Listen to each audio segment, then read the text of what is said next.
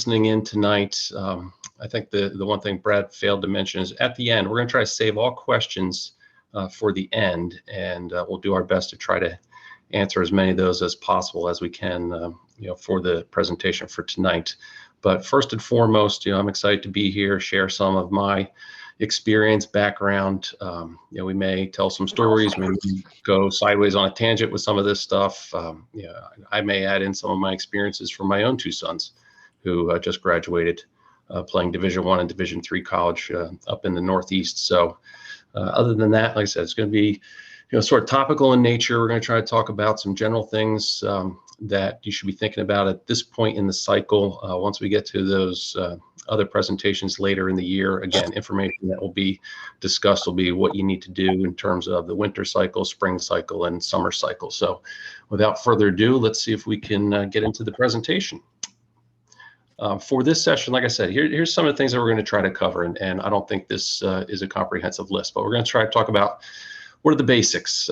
If you're new to the process or you've been through with another child, but here's some of the stuff that you can easily find out there in terms of general information about the college recruiting process or college soccer in general. We'll talk a little bit more about what the numbers look like specifically for college soccer programs in the United States. So how many schools actually sponsor a men's or women's college soccer team? We'll talk a little bit about some of the facts and figures about scholarships in general. We'll see if we can lead that into researching schools and how you can get started in the process. And then probably lastly, how we envision ourselves, helping you as a family or helping you, your son or daughter through the process. So let's see if we can get you into the next slide. Just as I said, for those that may not have a whole lot of background knowledge, just so you know, there's basically three governing bodies in college athletics today. I think everyone's familiar with the NCAA. That's typically the bigger, more well-named or well-recognized schools and programs. The Power Fives. I think everybody's familiar with a lot of these SEC football schools down here. So a lot of those programs fall under the NCAA governing body umbrella. If you're interested, to find out more about that, there's the website for the NCAA. There's also the NAIA. That's the other big governing body here in the U.S. A lot of programs that fall under the NIA umbrella. And I know in the Southeast and in the Midwest, there's a good handful of schools that play NAIA versus NCAA. And again, there's information about that national governing body. Also, there's the National Junior College Athletic Association. So those are the JUCOs, or the junior colleges, as they've been called in the past. I worked for Oxford College of Emory for a few years back, and they were a junior college soccer program. So they were a two-year school that played other two-year schools. And again, there's their website for information on the NJCAA. See if we can.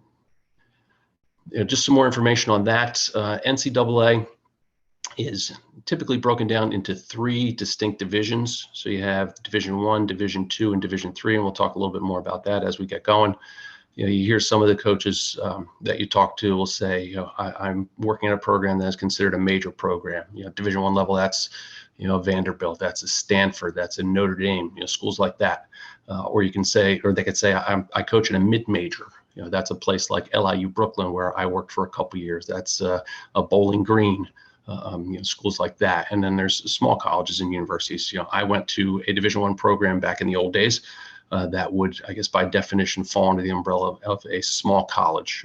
I played and graduated from Lafayette College up in Pennsylvania back in the early 90s. And to this day, that school still has 2,000 students. So Division I in terms of athletics, but small college in terms of population size and the such. The NAIA also can be classified into two distinct divisions, and they, based sort of in their landscape, they're sort of separated by the smaller schools, which are 500 to 1,500 students, and as well as larger schools and universities. The NJCAA, as of this past year, 2020, is now broken into three distinct divisions. So you have JUCO 1, which is by all definition what used to be the athletic scholarship division. So that falls under JUCO 1. Prior to 2020, it was just JUCO 1 and JUCO 3. So JUCO 3 was technically the non-scholarship, non-athletic scholarship division. But like I said, as of 2020, they introduced JUCO 2, and that division does offer athletic scholarships. So JUCO 1 and JUCO 2 offer athletic scholarships. JUCO 3 does not. By their definition, again, small colleges, small state colleges, and two-year junior colleges are programs that you'll typically see at the NJCAA level. Just some basic facts and figures, because some people really don't know, how many programs are out there. And these, I will say this is last year's information, so these numbers may not be 100% accurate. With everything that happened with Title IX and everything that happened sort of during the pandemic, and as we're getting to the back end of the pandemic, there have still been college athletic programs, or athletic departments, I should say, that have been dropping programs in various sports, due to financial constraints in the last 12 to 18 months. But here are your numbers. On the men's side, you get an idea. Roughly 200 Division I programs, just over 200 in Division II. More than 400 at the Division III level, NAIA right around that 200 mark, and junior college, just over 200. Total, just over 1,200 schools and universities that offer men's soccer in the country. On the women's side, like I said, because of Title IX and the enforcement of Title IX in the mid 1990s, the number of women's college soccer programs has exploded. So at the NCAA one level, just about 330 programs there. The two, there's about 265. NCAA 3, about 440, and NAIA and JUCO, you see where those programs are. So in total, just over 1,400 programs that offer women's soccer around the country. Just in terms of definition, all right, there's a lot of people that get this confused. But what is, by definition, what is an athletic scholarship? And this is like verbatim by the book. So it's a form of financial aid for a student athlete to attend a college or university awarded based solely on athletic ability to play in any sport. So that's what an athletic scholarship is. On the back end, what you'll hear a lot of college coaches say in compliance, and people in admissions, it's better known as an athletics grant and aid. So like I said, the people on this end a lot of times say, hey, my son or daughter has an athletic scholarship or has been offered an athletic scholarship. But just understand, on the back end, the coaches, staff, compliance, admissions, financial aid offices, it's known to them as an athletics grant and aid. Just so you know, a lot of times, soccer scholarships or athletic scholarships can cover a few different things. So for the most part, they tend to cover tuition, but there are programs out there that can offer money for room and board. They can offer money for books. When I was at LIU Brooklyn, we actually had the ability to do all of the above there. So we had actually 12 scholarships that could cover tuition, and I apologize if my memories fail me a little bit, but I think it was 6 or 7 scholarships that we can offer that covered room and board. And I think we had 4 or 5 that were what they call book scholarships. When I was at NDSU, they also did the same thing. So they were able to offer scholarship money to prospective student athletes in any of the 3 areas. Just so you know, because of our sport is not football, our sport is not basketball per se, the soccer scholarship is a 1-year renewable scholarship, meaning each of the 4 years that the student athlete is to receive the athletics grant and aid, they have to sign for that following year.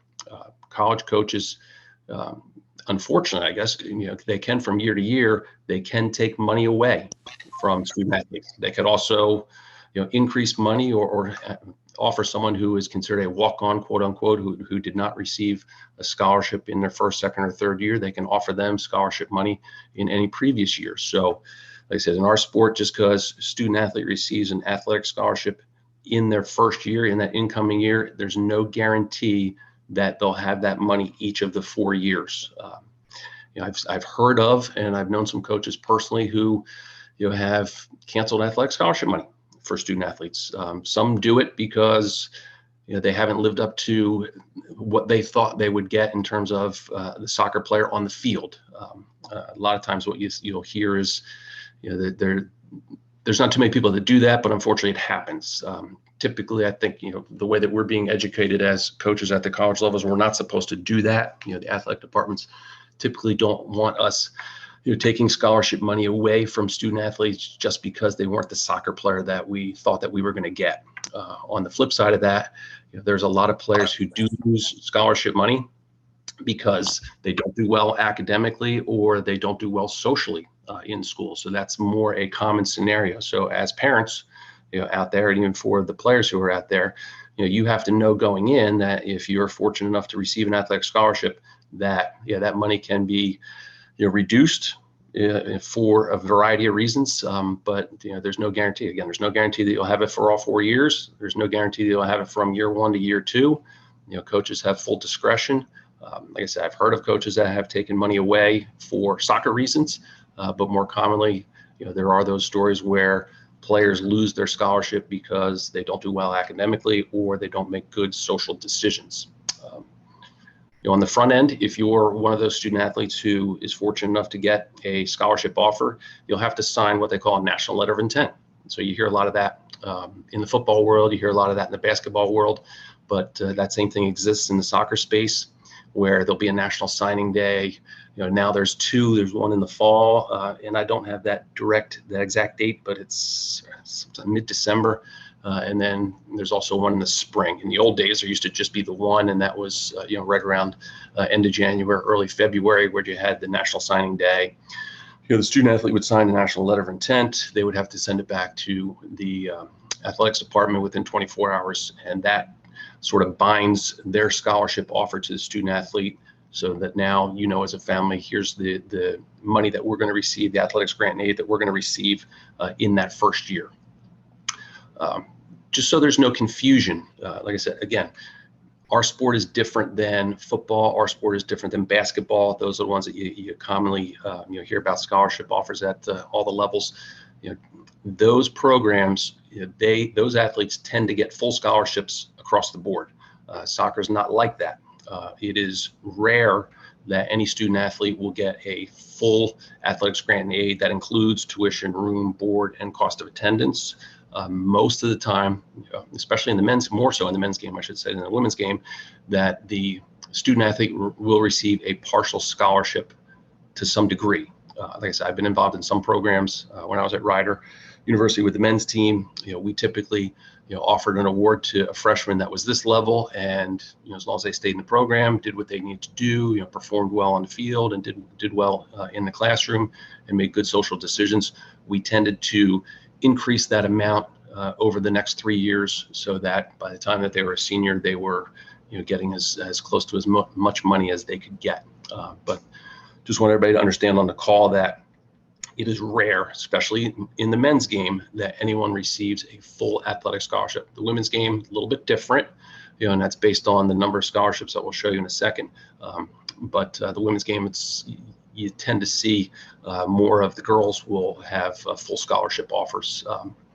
And sort of a new thing, that's come up in the last handful of years. And like I said, this is sort of stems from the gender equity and all that kind of stuff and how the scholarships are being compared to what the student athletes receive in the footballs and the basketballs of the world. You're starting to see more cost of attendance scholarships being awarded in soccer. We actually had that at North Dakota State when I was there. For those that are aware, NDSU is a FCS national power. I think they've won 8 or 9 out of the last 10 or 11 national championships. And for their men's football team there, they were offering full cost of attendance scholarships. So the athletic department, they made the decision that they were going to offer cost of attendance to all the sports at NDSU. So what that did for us is that gave us the ability to offer prospective student athletes additional money, and it's a couple $1,000s, give or take. That'll help with living expenses. That'll help with travel to and from campus, whether they're driving, flying, things of that nature. Our AD told us a funny story there at one of our staff meetings that he was finding out that some of the sports were actually using the cost of attendance money to pay for parking tickets, which he wasn't too happy about, but such is life, I guess. But just want to make everybody aware that there's the possibility of that type of additional money that could come out of some of the programs at the college level.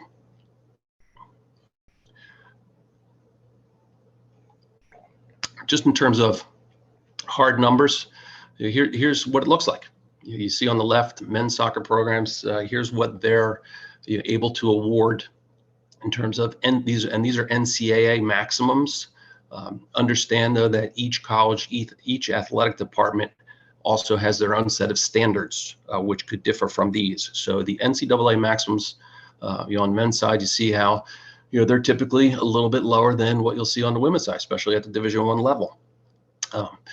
Like we said before, on the men's side, you tend to see a lot of partial scholarship offers. They're trying to stretch that money through as many student athletes as they can. Women's side, a little less so, but the women's coaches tend to do a little bit of that same thing.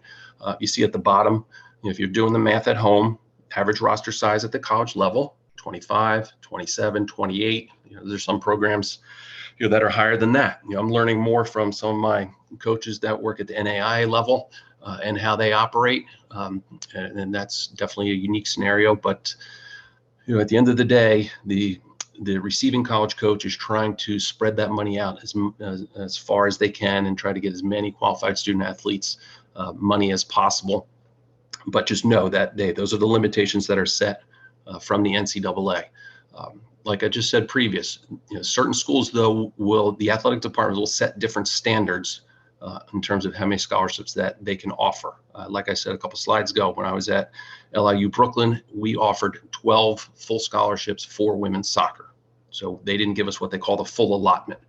I know my son just graduated Lafayette College a couple months back, and I know they're a Division I Patriot League school. I know for a fact, because their coach is a good friend of mine, that they offer 5.5 scholarships at a place like Lafayette. So there are schools like in the Patriot League that will be what they call fully funded. So they could offer 9.9, but there are a majority of schools in there that would offer 4, 5, 6, and so on and so forth. When I was working back at Rider University for the men's program, back there right around 2000, we actually had 4 full scholarships, and we were the lowest funded program in the MAC conference at that time. So just want everybody to be aware again that this is what the NCAA allows as a maximum, but every school is directed by their athletic department, and they could be all or none. They could be fully funded, they could be half funded. The athletic department can choose not to offer any athletic scholarships. So, but that's another thing that we can hopefully help you with as you're getting closer to that process. Other types of financial aid. For me, like I said, I've worked on, or I've been on both ends of this space, as a college coach, especially at programs that were not fully funded at the Division I level, at the junior college level, and at the Division III level. We try everything that we can to get as much money for the players that we're recruiting as possible. What's one great way of being able to offer scholarship money to a prospective student athlete? That's in the form of an academic scholarship. Almost every school has some type of program out there. A lot of times you can find this information out. If you go into the general admissions page, you dig down in there a little bit, they'll tell you about scholarships and what are the requirements for that. Some are based on GPA only, some are GPA and standardized test score, or some combination thereof. But for me and in my mind, I think that's the best way for today's student athlete to help offset the cost of school. As I said, that typically those chunks of money can be pretty significant, and all you have to do for the most part is just maintain a certain GPA in all of your 4 or 5 years that you're at the institution, and the family is guaranteed that money will still be there. Like we said before, unlike an athletic scholarship, which there could be reasons why you could lose that money. This is typically something that will stay the same as long as your son or daughter continues to do well in school. There's also need-based financial aid, that typically requires the family to go through the FAFSA process, and so all that stuff is online. You apply for the FAFSA. They've moved that application stuff up for the FAFSA. They've moved it more to the fall. It used to be in the spring only, but families can go out there and start that process now for high school seniors. So you can start to get a picture as to what your EFC, or estimated family contribution, is going to be going into that first year of school. But as I said, all the schools out there will offer some type of need-based financial aid. A lot of times what you do, or what I advise families to do, is I always tell them to do the FAFSA, whether they think they're going to get any type of need-based help or not. I always advise them to do the FAFSA. A lot of times what will come out of that is an opportunity for your son or daughter to get a work-study job on campus, which is a lot of ways people look at that as sort of like a part-time job for the student athlete to earn a little bit of money to pay for incidental costs while they're at school. Some other ways that you can get financial aid, there's tons of outside private scholarships through Fortune 500 companies. When I was in New Jersey, they had the soccer league that our teams participated in. They offered scholarships to players who played in the league. I know Georgia Youth Soccer, they offer scholarships to soccer players who play in the league. So you apply. Sometimes you have to do an essay or things like that. But there's tons of outside scholarships that are available. A lot of times what you'll see too, as you go through the FAFSA process, is for families who are going to need some help, you almost 100% of the time will see some type of federal subsidized or unsubsidized loan as part of the financial aid package. Everything that I've heard in the last 10 years is that a lot of the schools and the government, they want the student athlete to be invested personally into their own education. So you tend to see that happen first, as opposed to receiving a grant, which is money that you don't have to pay back. So like I said, parents need to prepare yourselves that if you are a family that does need or does qualify for need-based financial aid, for the most part, you should expect to see some type of loan as part of that package before you'll see some type of grant that does not have to be paid back. And we'll talk about that a little bit later. Like I said, the thing that's interesting to me at this point in time too is I'm following a lot of what's going on with President Biden and student loan forgiveness right now. I mean, you see where he's been, in the last handful of months, eliminating so many billions of dollars of student loan debt. And I know my wife and I, we have some of these loans for our two sons, and I keep telling her, hold off, let's see what's going to happen, because I think all the talk is President Biden going to be able to eliminate any more? The talk is $10,000 per borrower. I know there are some people up there that are saying that they want to see him execute executive order and eliminate up to $50,000 in student loans that recent college graduates and families would be able to forgive. So not sure what's going to happen with that, but like I said, I'm looking at it almost every other day. So I'll keep everybody posted as I learn more information on that. And like I said, some other things that you'll typically see is you could see these Parent Plus loans. I know one of our son's colleges, they offered that for us one of the years. We didn't take it, but like I said, you go through the financial aid department, they can let you know what some of those options are, but you do have the ability to do a Parent Plus loan. And like I said before, there's tons of other private loans that are out there. I think we got one through Discover Card for a little bit of money for one of our kids that we paid off. So I said there's tons of options out there to help offset and help to pay for the cost of college. And as we know, you see the prices of all these schools are continuing to go up year over year, so it's not cheap. Just in terms of academic eligibility, there's a couple things that you have to think about, and the good thing is I think we're far enough along. When they changed the core course requirement a handful of years ago, I think we're far enough along now that the high school guidance departments have caught up, and now they know exactly what the core course requirements are for student athletes today, because there were a couple missteps when they first made the changeover and added in that extra class, that there were some people graduating that were a core course behind, and they were technically academically ineligible to participate in college athletics because they missed that one class. But here's some of the facts and figures that you need to be aware of. All right, in order to receive a grant and aid, you have to be academically eligible, and some of those things, some of those numbers are listed there. The typical numbers that you have to be aware of is that 2.3 GPA if you're looking at a Division I institution, 2.2 if you're looking at Division II, and that is in those core courses. I don't have that information in front of me. I apologize. I'll get that.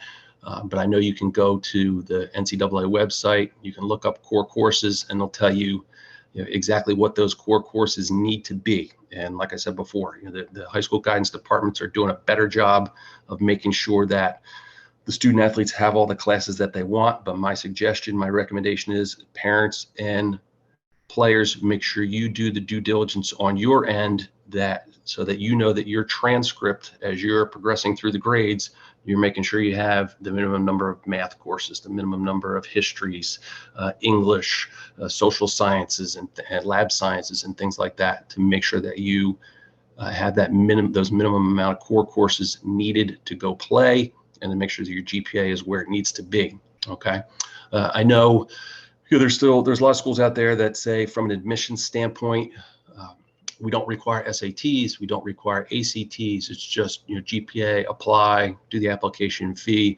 and you're good. Unfortunately, if you want to be a student athlete and you want to qualify for athletic scholarship, you still have to take the standardized test, and you still have to have a corresponding score that matches up with your GPA. It is a sliding scale, meaning, and again, this information is on the NCAA website, but meaning the higher your GPA is, the lower your corresponding test score can be. So if you're a 4.0, your corresponding test score could be a 900.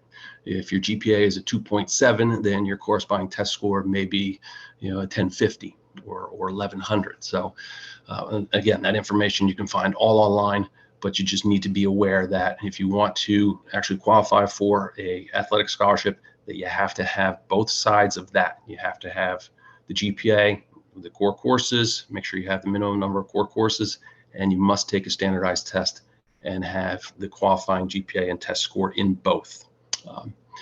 Also, if you're looking to play at the Division I and Division II levels with the NCAA, all prospective student athletes have to register with the NCAA Eligibility Center. The website is there. I always advise people to do that as early as you can. If like I said, if your son or daughter knows that if they're a freshman or sophomore in high school, I want to play college soccer, I would do it now. Or if you have a senior and you haven't started this process, you need to get on that very, very quickly. So you have to go to that website, you have to fill out the information. I think it's, I want to say it's a $75 fee that you have to pay. But basically what they do is the Eligibility Center will determine if you're academically eligible based on those things that we just talked about to participate in Division I or Division II athletics, as well as receive an athletic scholarship. So that's the sort of the governing body or the organization that clears the student athlete. The way it works on the back end is the compliance office at the athletic department and the receiving coach. We get these printouts every week. So if I'm looking to recruit Brad, for example, Brad's information will be in the system. I can go in there through my compliance officer. We'll be able to get that information, and we'll know exactly where they are in terms of their academic eligibility. Well, he's shown that he's one course short. He's shown that his GPA is such and his test score is such. And then that gives us information so that we can go back to the student athlete and talk with them or guide them or advise them as well. Hey, Brad, I saw that your GPA is showing as a 3.5. I saw that your test score is this. Unfortunately, your test score is too low at this point to be eligible to receive money. I recommend that you take it again. So it's good information, like I said, for the college coach to have on the back end so that they can sort of monitor and follow the progress of the student athlete that they're recruiting. And then you have to go through the Eligibility Center at the end of your senior year to do what they call declare final amateurism. So there comes a point when you do get cleared that you have to go back into that website and you have to click a couple boxes, and then that sort of sends that last piece of information to the receiving college coach that you've cleared that hurdle, you've done final amateurism, and then you're ready to participate in Division I or Division II athletics. Okay, and then you see at the bottom, the NAIA, a little bit looser governing body. So basically their standard is minimum GPA and those corresponding test scores if you want to be eligible to play and or receive athletic scholarship money at the NAIA level. Just know, like I said, NCAA, much more strict, much more stringent. There's a lot more boxes that you have to check if you're looking at an NCAA Division I or Division school versus looking at an NAIA. program.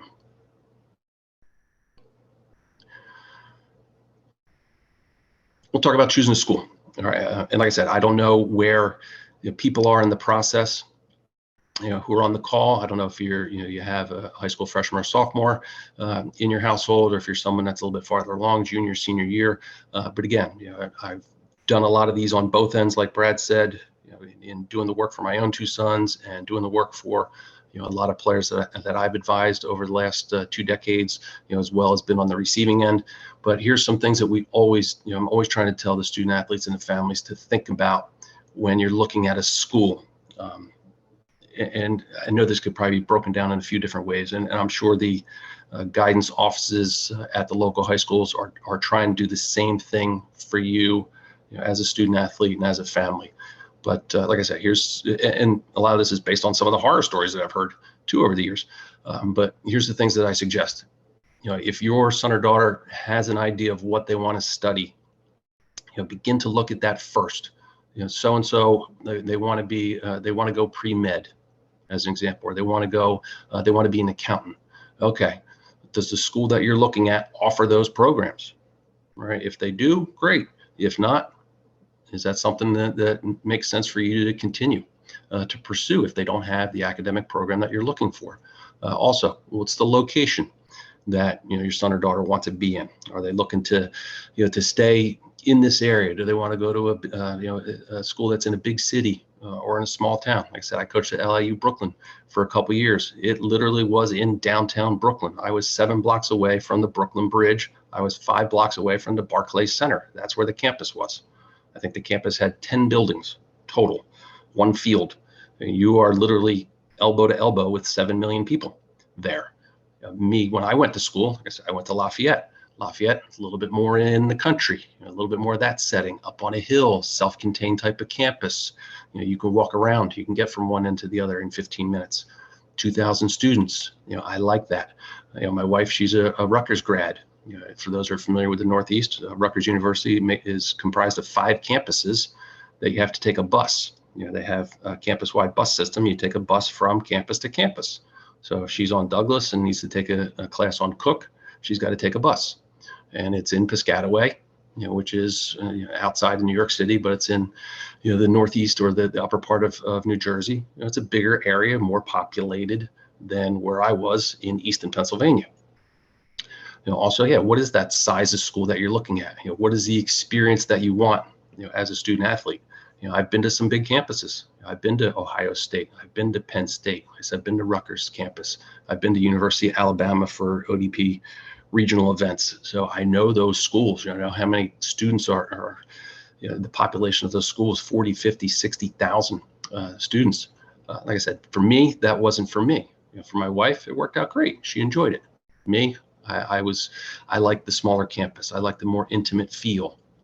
But like I said, it's all personal and it all depends. But that's definitely something that you have to consider. I would be severely overwhelmed if I went to a school, as she said, she had class at Rutgers with 500-600 students. I'd be overwhelmed by that. I like the fact that I had a class with 12 kids, especially as I was getting into my major classes in the junior and senior year. I just enjoyed that. There's a certain level of accountability and dialogue and interaction and connection with your professors that you may or may not get if you're in a class of 500 students. So just something to consider. Also, is your son or daughter, are they looking for something that's in-state or out-of-state? I know we have some families here that are based in Georgia. We have some families here that are based in South Carolina. But are they comfortable? Are they comfortable staying in this area, or they want a different experience? I was working with somebody when I was at MOBA, Leo Mendez. I know he's a Statesboro kid, went to school down there, and now he's at the University of Pennsylvania. So here's someone who decided that, I'm looking for a bigger experience. I'm looking for something out of the region. And he was able to get himself to the University of Pennsylvania, and he's on the team there with Brian Gill, who's a good friend of mine. He used to coach Brian when he was the goalkeeper at Rider. But that's something that I think you have to consider as a family. And you see in the slide there. Also, we get back to the financial aid piece. I know for the Georgia families, that you have that Hope Scholarship for those students that get that certain GPA. They get X amount of money toward in-state tuition. I'm pretty sure South Carolina has it. Don't quote me on that. I apologize. But if South Carolina has the same thing, again, is that a factor? Is that something that you have to consider? That, hey, we have this opportunity to stay in state. My son or daughter did well academically. We're given the opportunity for X amount of money to go to a South Carolina school. Is that a factor? Like I said, it's something I think you have to think about. Lastly, for me, like I said before, the cost of these schools can be very, very pricey. So are you considering something that's public, which tends to be a little bit cheaper, or are you looking at something that's private? I said both of my sons, they both chose to go to private universities, and I'll tell you honestly, for the people on the call, my one son who just graduated Lafayette College, tuition there about $74,000 a year. My other son who went to Drew University in New Jersey, tuition there was in the low to mid 60s. So lots, you're paying a lot of money to go to private institutions. I said publics typically would be a little bit less, but there's a lot of times too, you have to consider out-of-state tuition for some of these publics and privates. So you just have to do your homework, just so you have an idea of what you could be dealing with as a family in terms of cost. But like I said, I think in the big picture, the ideas that are listed on the slide here, things that you have to consider. As you see on the right, I think these are more of the soccer specific things to think about, because I've heard these stories. Please, I advise all the players on the call, don't choose a school because of the coach. You got to think there. There's a lot of times where the coaches aren't there, that for whatever reason, year one, year two, they go somewhere else, whether it's by their choice or the school's choice. So is that a place that you would still be happy attending, still be happy playing for the program if the coach or coaches who recruited you were not there? So that's something you have to think about. I think you need to really be mindful of that, because it happens. And like I said, there's somewhere you could get recruited to school XYZ, and the coach is a possession based type of coach, and you play the number 6, and they build out through the back, and you're getting a lot of touches. And then all of a sudden, new coach comes in, and he wants to play direct, and he's trying to go from the back line, put it into the other team's defending third, and you get bypassed. So these are things that you have to think about. You seriously have to make a conscious decision about this, because I always tell people that, and maybe this is my opinion versus someone else's, but anytime that you have to transfer to another school, it becomes very difficult. Some of the things that I do know for fact, when student athletes choose to transfer, almost 9 times out of 10, if not more, the credits that they've taken at the school that they just left, not all those credits come across to the new school. So they're basically, they'll put you behind another semester. They could put you behind another year in school. And then all of a sudden you do the math. For the parents that are on the call, you do the math. Now, hey, are we in a position where we can afford to pay for another semester of school? Are we in a position where we can afford to pay another year of school because we had to transfer and the receiving school did not accept all the incoming credits? That happens a lot, unfortunately. Oops, sorry about that. So again, how do we start the process? And like I said, I'm not sure how far along people are on the call, but I'm gonna take or work from the assumption that everybody's pretty much starting from a zero position, and what we said before on that last slide, start to identify schools based on that criteria that we just listed. Majors, area of the country, size of the school, public versus private. Is the Hope or South Carolina academic scholarship stuff, is that a factor? Always advise everyone to talk to the high school guidance office. Talk to the people there. They're in my opinion, they're in the best position to discuss the academic fit for the student athlete based on their experience and what they know, in the region and in the nation. Is something like an Ivy League school, is that a place that would be a fit for the student athlete, and so on and so forth. But they're in the best position to talk about that. When it comes down to the soccer fit, I think that's where you have to go in and enlist the help of the coaches and the staff at Tormenta. Like I tell everybody, it really is a collaborative team effort. As I heard from a a coaching friend of mine a few months ago for the players on the call. You almost have to put together who's your money team, quote unquote. Who's your money team? Who's going to help me to realize my dream, get to where I want to be, play college soccer, hopefully receive some money doing that, and so on and so forth. So who's going to be my money team? Well, yeah, it's going to be your parents, right? That's a given. There's going to be a high school guidance counselor or high school guidance office. You need their help based on what we have listed on the slide. You're going to need the soccer coaches or the soccer staff on the club side, the high school side, and so on and so forth. They need to be part of your money team so that they can help you to sort of put the list together, narrow the list down, work through the list, give you the best possible opportunity to be recruited to play the sport that hopefully we all love. And if we can get some money to do that along the way, that would be great. Okay. Some more advice, in terms of starting the process. Based on that criteria that we said before, start off with a big list. All right. I think the mistake I see is you have some student athletes out there that my list includes 4 schools. To start with. Well, what if, number one, you can't get in academically to any of those 4 schools? 2, my family may not be able to afford a $70,000 school. Okay. 3, that soccer program may not be looking to recruit your class year, may not be looking to recruit your position, or they may not feel like you're a fit for their program. Okay, we may have pigeonholed ourselves a little bit. So my recommendation is, start off with a bigger list. Start off with a list that it has some schools that are at the Division I level, that are at the Division II level, Division III level, NAIAs, because you just don't know. All right. And the process, is lengthy and quick all at the same time. But I said, you never know at the end of the day, where you're going to end up. I shared a story with someone the other day about, my recruiting process 30 years ago was a lot different than everyone's experiences now. We got handwritten letters in the mail, very different. But again, I was getting emails from Bob Bradley at Princeton and Bobby Clark at Dartmouth and Bruce Arena at Virginia. And I mean, people were coming to visit me at my high school and having all these talks and meetings. So yeah, at some point, you got to start to figure some things out and take that bigger list and start to say, okay, is this a possibility? Is that a possibility? That's a yes, that's a no. Someone else could also pop into the equation. You just don't know, as your teams are playing in MLS Next or, going to this showcase or playing that game. Someone may pop onto your radar that you never thought of. 2, add them to the list. And then let's continue to sort of work down from there. Excuse me 1 second. Just in terms of ease of use for me, again, always advise family, student athlete, put together a spreadsheet. All right, have all the information that you need for the programs that you're interested in. What's the name? What's the coach's name? What's the email address? What's their phone number?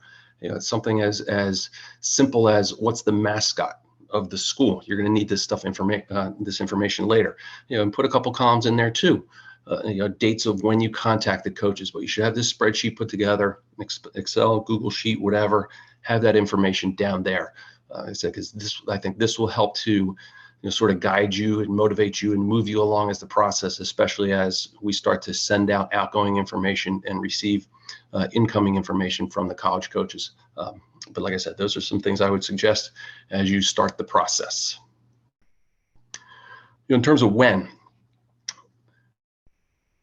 I think by NCAA sort of definition and timetable, like I said, being on the coaching side, I think by definition, recruitable student athletes, by definition, that happens once they enter 9th grade. In the past, and this has changed a little bit, the recruiting cycle for girls has typically started as early as 8th grade. I have heard countless times of so-and-so plays on a U13 or a U14 team, and they're already verbally committed to X, University of North Carolina, UCLA. It happens on the girls' side a lot. That is slowing down with some of the rules that the NCAA has enacted in the last couple of years. But I guarantee that college coaches on the female side are still out there actively looking for girls soccer players as early as 12 and 13 years old. For the boys, that cycle usually starts a little bit later. A lot of what I've heard from some of my coaching buddies in the men's game is, they want to see the players be a little bit more physically mature, a little bit more, farther along in the growth curve before they start looking at them. I think, as we all know, the girls will tend to develop physically earlier than the boys. So the men's coaches, they're going to wait a little bit longer. So, 10th grade, they'll start the process early in the 11th grade year. They'll start to narrow in on some kids, but you'll hear, a lot of times the women's college coaches will have their recruiting classes, sort of done and filled up, by sophomore year, junior year at the latest for high school kids. The men's coaches, junior year, senior year is more typical for their cycle. Okay. For those who are initiating contact with college coaches, and you can do that as early as 9th grade. You can send any information that you want to a college coach: email, phone call, academic information, video, schedule, club schedule, high school schedule. You can do that as many times as you want, as the student athlete. But college coaches cannot get back to you, and they cannot initiate any type of communication until after June 15th, going into your junior year. So after your sophomore year summer, that's when you can start to receive information. You will see some stuff where they'll send you summer camp information. I see a lot of that. As a 9th grader, 10th grader, if you're sending them information, they'll tell you, we can't talk to you, but feel free to come to our summer camp. Here's the dates, or look on our website. Okay. And like I said previous, at the bottom of the slides here, the college recruiting landscape has changed significantly in the last couple of years. Even sort of pre-pandemic, like I said, NCAA has put in certain rules and regulations to slow down the recruiting process, especially in the women's game. They felt that it was unfair for a 12-year-old girl, a 13-year-old girl to give a verbal commitment to a college or university in 7th and 8th grade, which was happening a lot. So they've prohibited on-campus visits, or I shouldn't say prohibited, but they've limited the time when those things can happen, which I think is great on the girls' side. But like I said, you still need to be active in the cycle, though. But like I said, they're trying to slow things down. The pandemic has thrown a gigantic monkey wrench into recruiting in general at all sports, specifically for soccer. What has happened?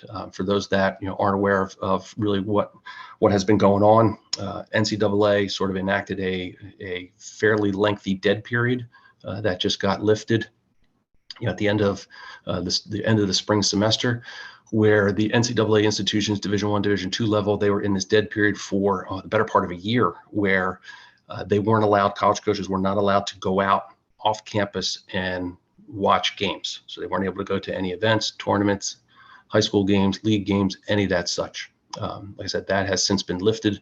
So college coaches are allowed to go back out.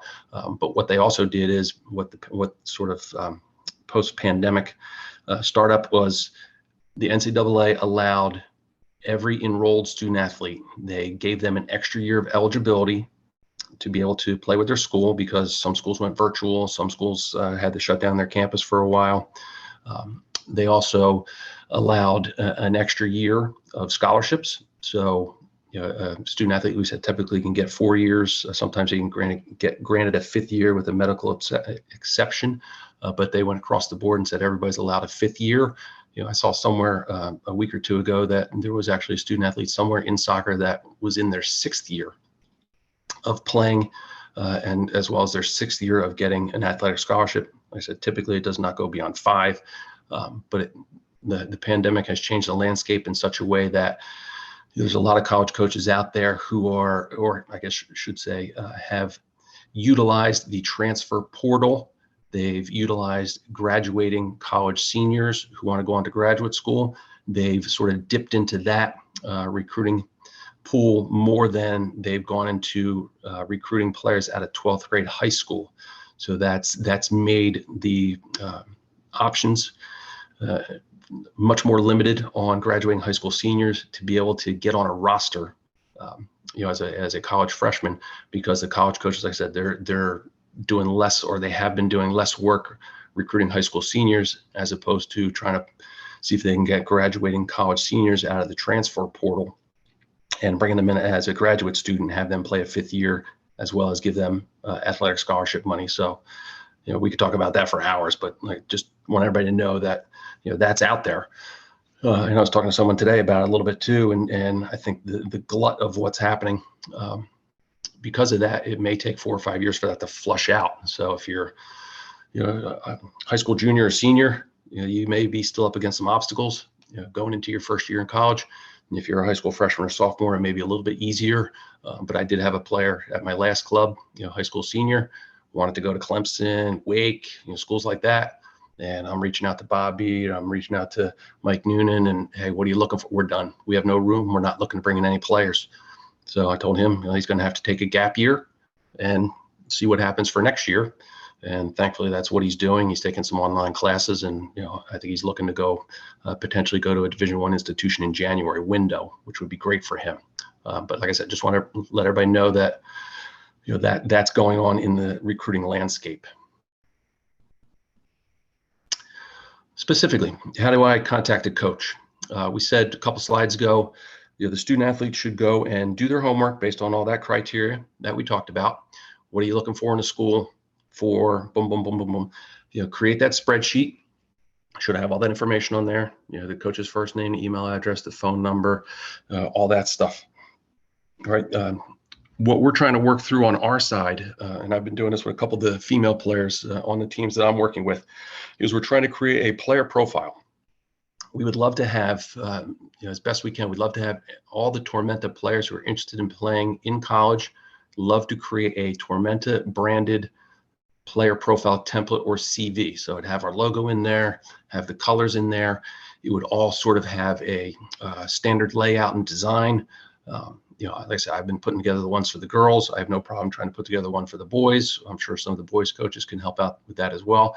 But we'd like to have something that would be standardized across the club so that when you send it out or we send it out on your behalf, that everything looks the same, that people can expect a certain level of professionalism, a certain level of information that they can get from us for our Tormenta players. But we have to create that first. So like I said, anybody who's interested in playing college soccer at any level, recommend put together that player profile. If you have any highlights, we'd love to see some highlight clips in there, whether it's just a link in the CV, that's always great. Or if it's something that you put in the email, love to have that information in there. I think on a separate email, I could probably send all the information that, as a college coach, that I like to see in a player profile. But some of the I guess the typical standard kind of stuff, name, contact information, email address, phone number, GPA, test scores. Sometimes, like I said, because the NCAA Eligibility Center, we'd like to see the high school CEEB code in there. That helps a college coach connect the player through the Eligibility Center.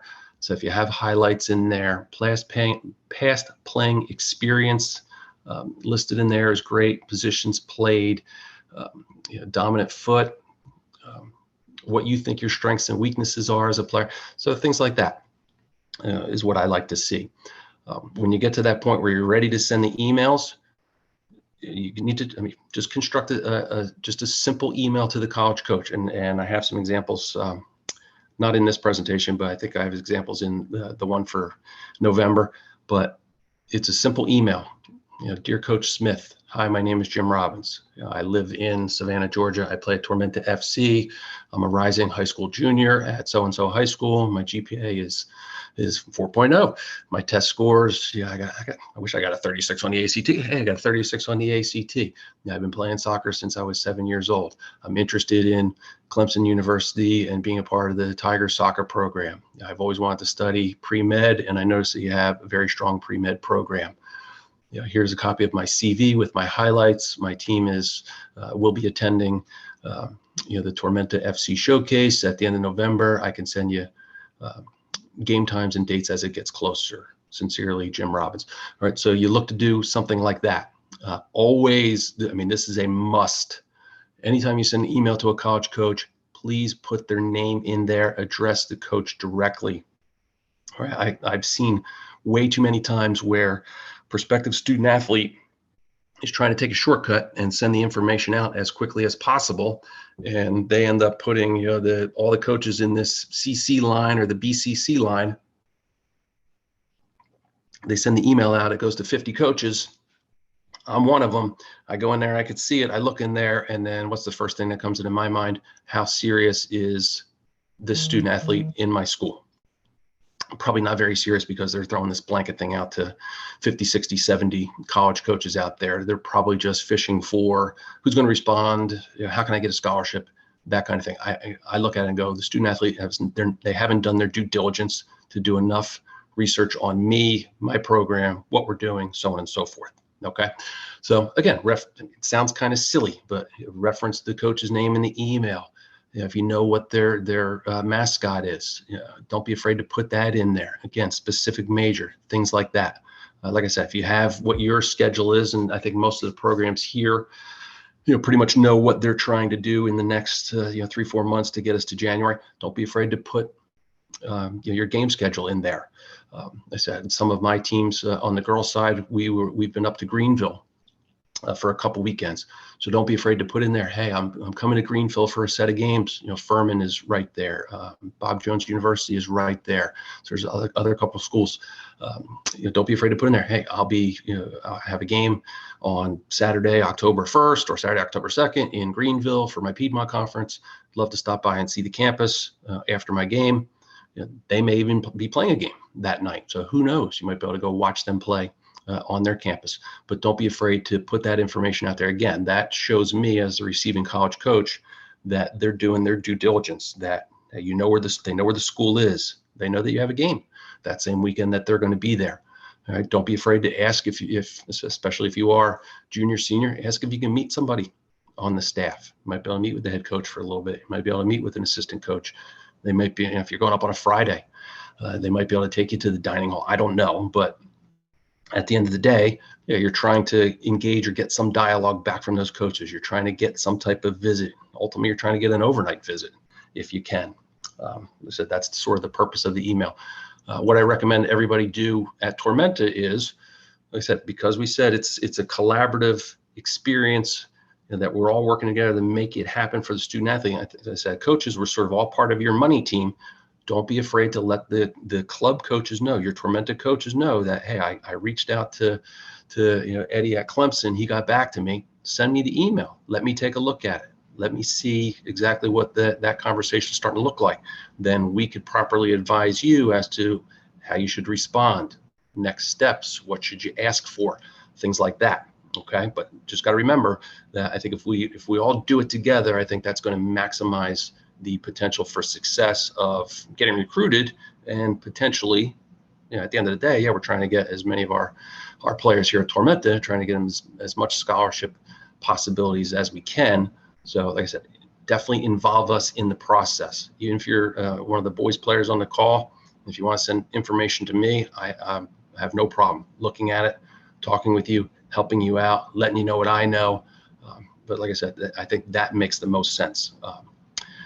Again, if you do get a response, last sort of idea in the slide, if you get a response from a college coach, and once again, this is a strong 100%, please respond to them within a day.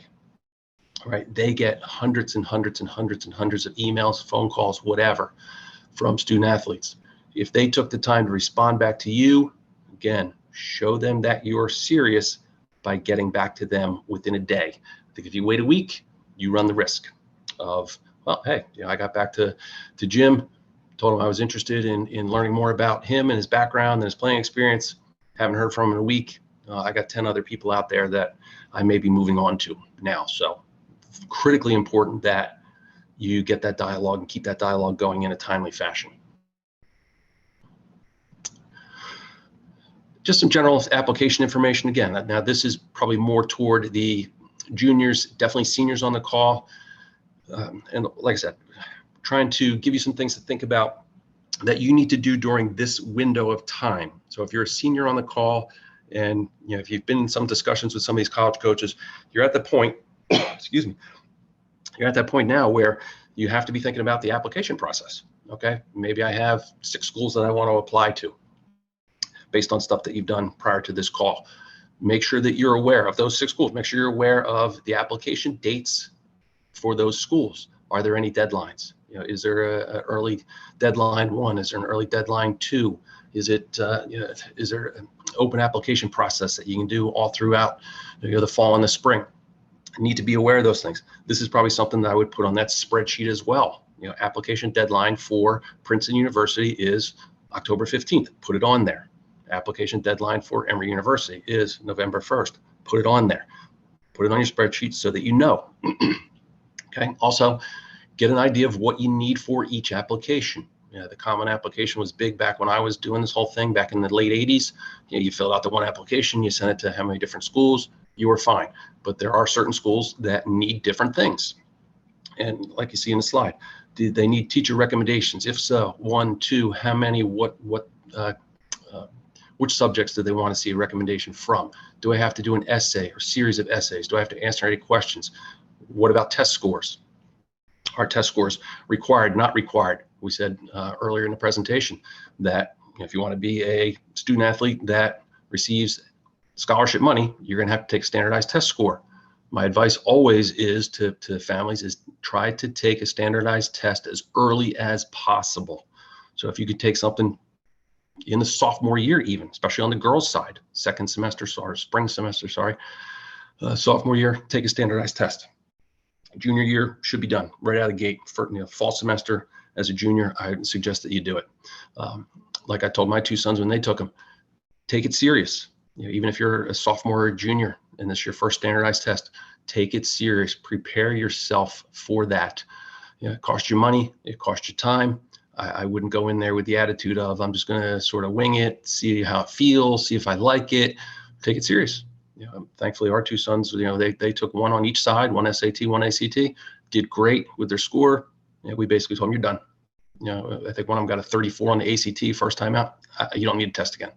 Saved me $60. So, but those are things, again, I think you need to think about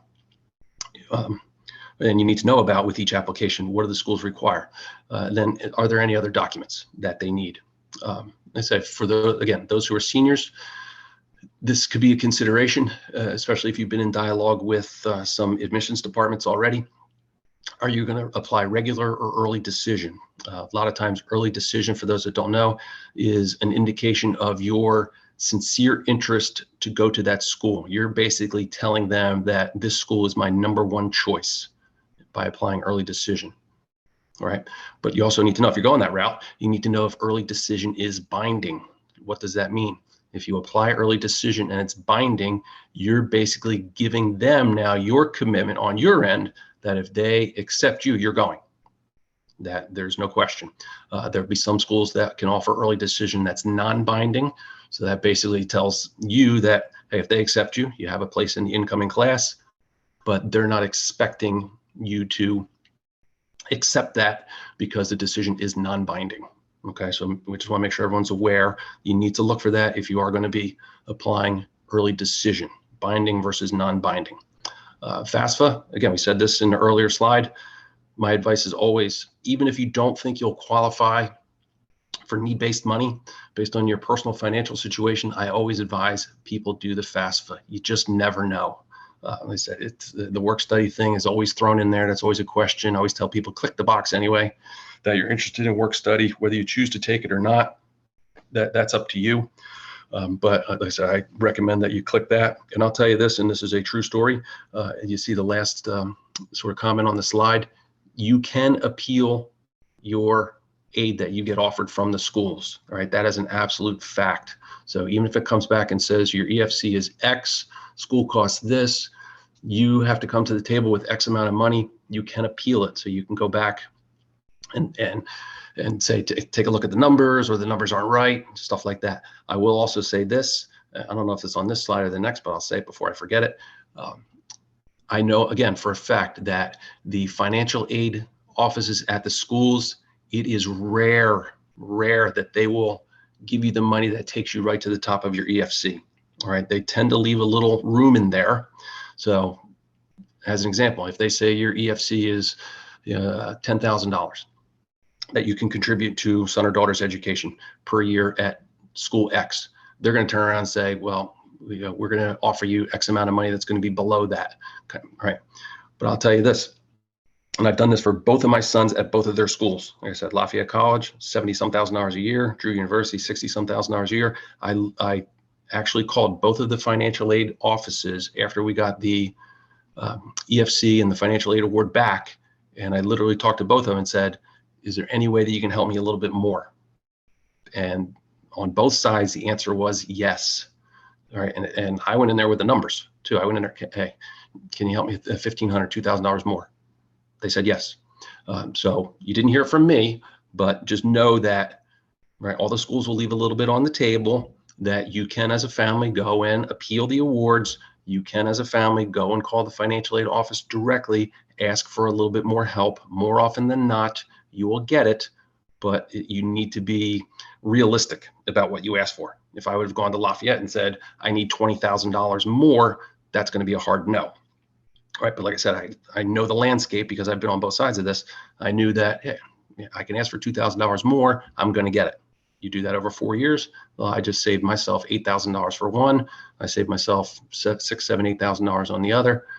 At the end of the day, yeah, I saved myself $15,000, $16,000 for my two kids to go to college and play soccer.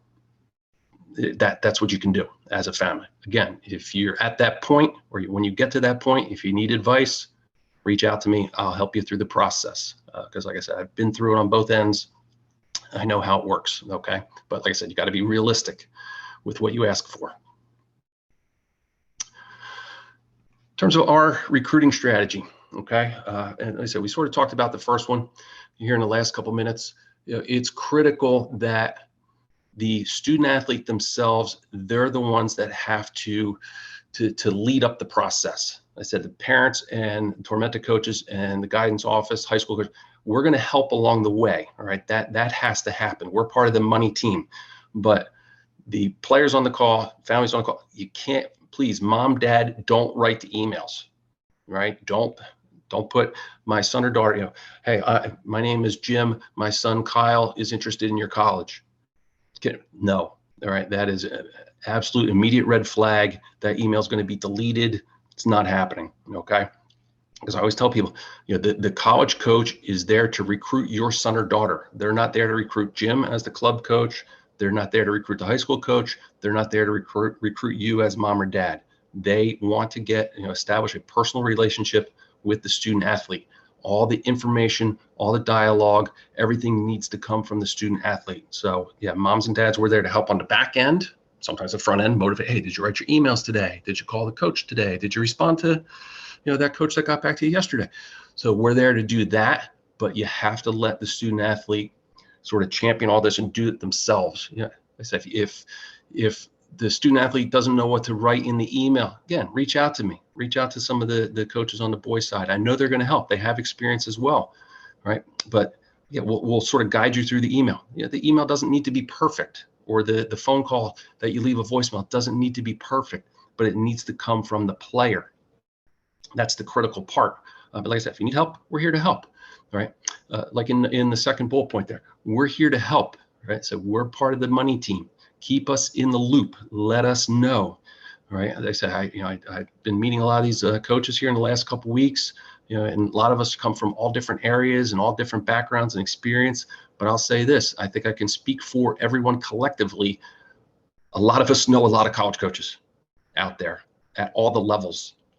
So it's just, if you work with us, let us know what you're doing. Let us know what's going on. I say, even me, even though I do most of my work on the girls' side now, I know a lot of coaches on the men's side. I'm personal friends with Jim Barlow, the head coach at Princeton. I coach Brian Gill, who's the men's coach at Penn. Right? I know Dennis Bond at Lafayette. These are good friends of mine. So if you're interested in some of these schools, you just got to let us know where you are in the process, what you're looking at. There's a chance that we may know those coaches. And then when it comes down to trying to get information or that reference, as I said, Brian Gill's going to call me, hey, Jim, tell me something about your guy. Versus him trying to recruit someone else who he has no other background information on. You see how the scale could tip in your favor. Okay. So please keep us in the loop. Let us know. Okay. The one thing that I'm trying to do on my side for the girls is this. Like I said, I'm going to be the one that sort of creates the branded, customized player profile for all the girls in the program. We're also going to have a team sheet that we're doing for the boys and the girls across the board. So anytime we go to games or showcases, things like that, we'll have a team sheet that has all the players' information in there. I'm going to be sending this stuff out on behalf of the girls. I'm under the assumption the boys are going to do the same thing because they're guys coaches because they're excited to do that stuff as well. So we're going to do it also. So it's going to be a sort of a two-pronged approach where the player themselves are going to be doing their own stuff, but we're also going to be sending information out. I emailed a college coach at East Carolina yesterday for one of the girls who said she's attending their ID camp on campus. Hey, this is Jim Tormenta. Just want to let you know my goalkeeper, so-and-so and so-and-so, will be attending your ID camp tomorrow. She's looking forward to being there. She's really excited. She's told me that your school is one of her top choices. Let me know if you have any questions. Please let me know how I can help. Right. So that's where we are.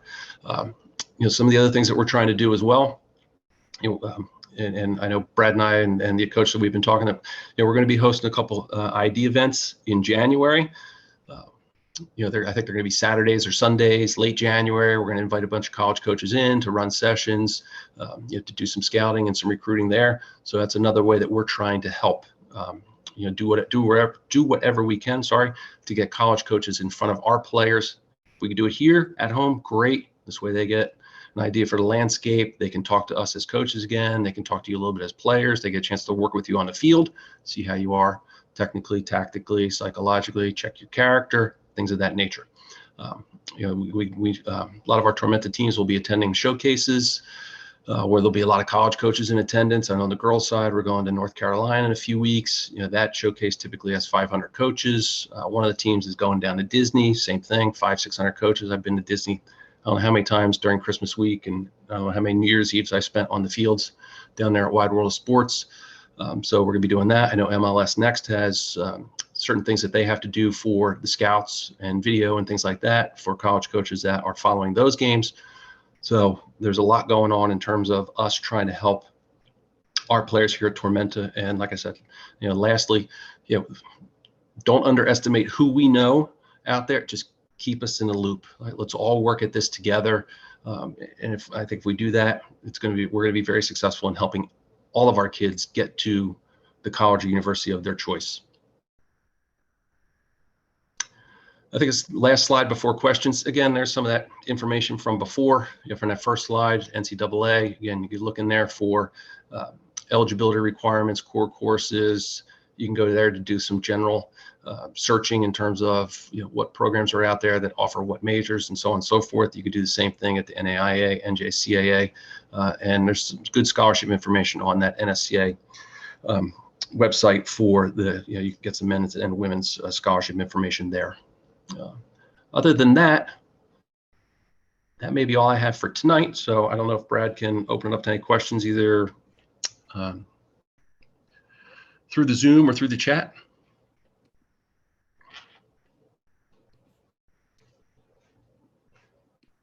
Yeah, anybody that would like to ask a question right now, feel free to unmute yourself, and we can go for that. If there's no questions, that's okay too. If you have any questions that you'd like to email to me or Jim, you have our email addresses as well.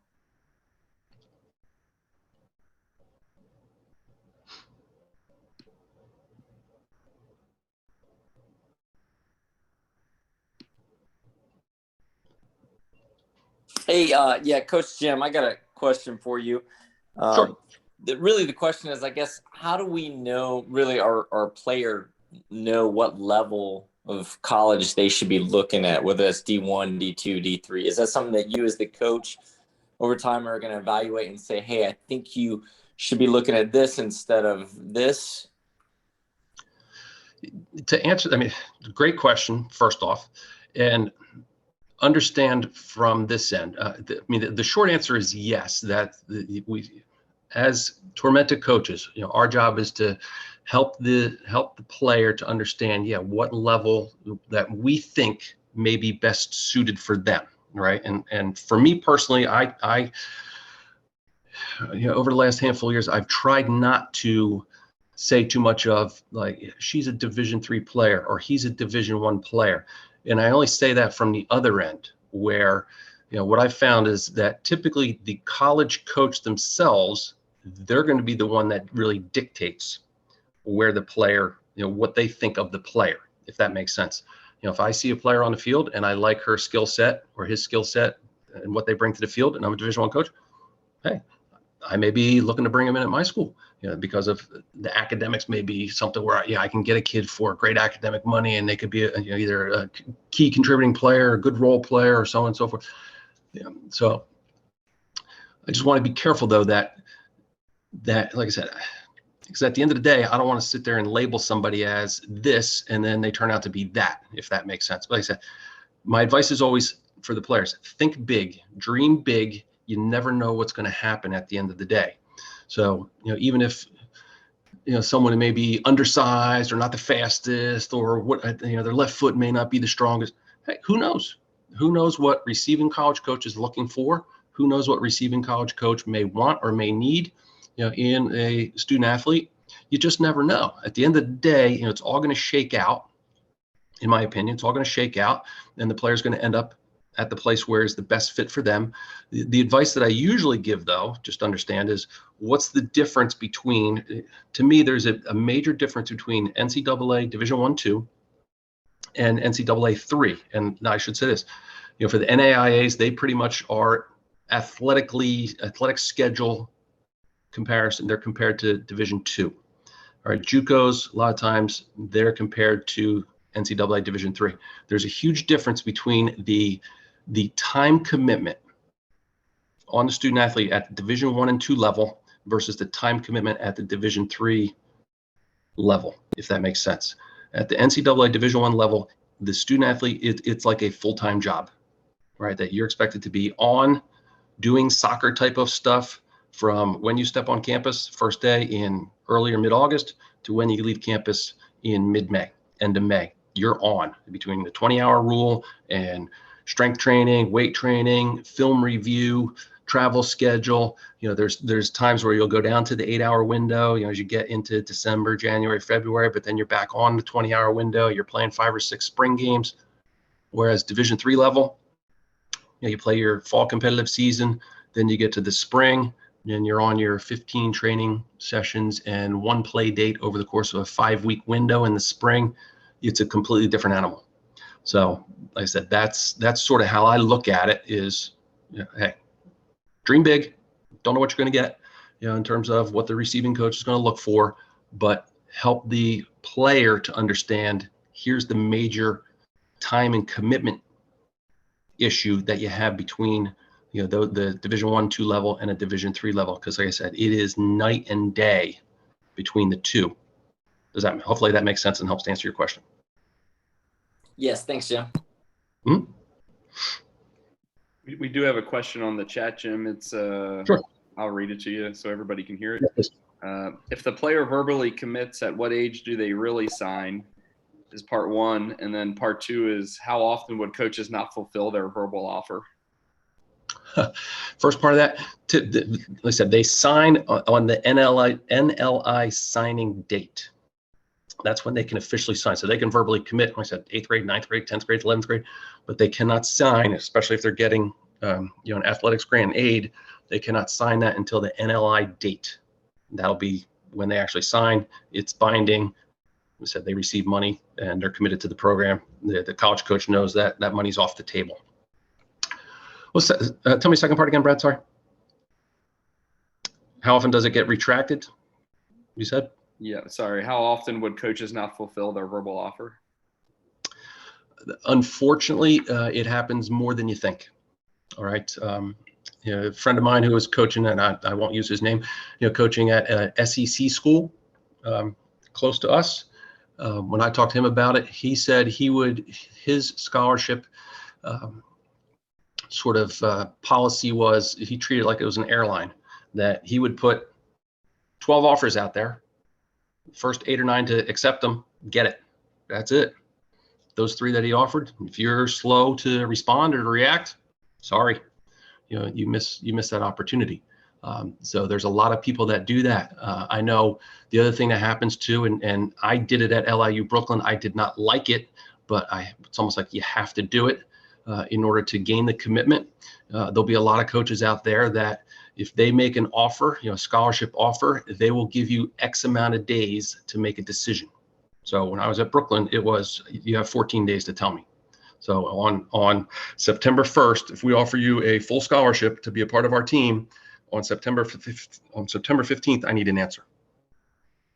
So if I didn't get the answer, if it was, well, I still need time, depending on who I was working with, I may give them more time.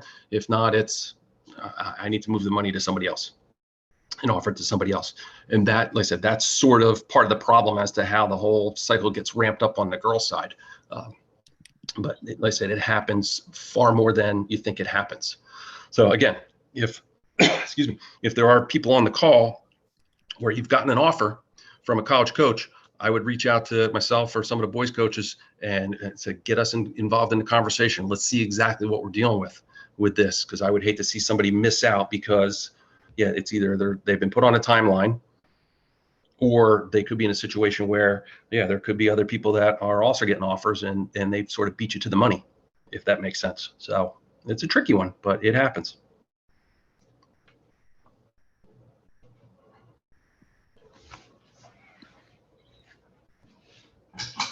Any other questions out there?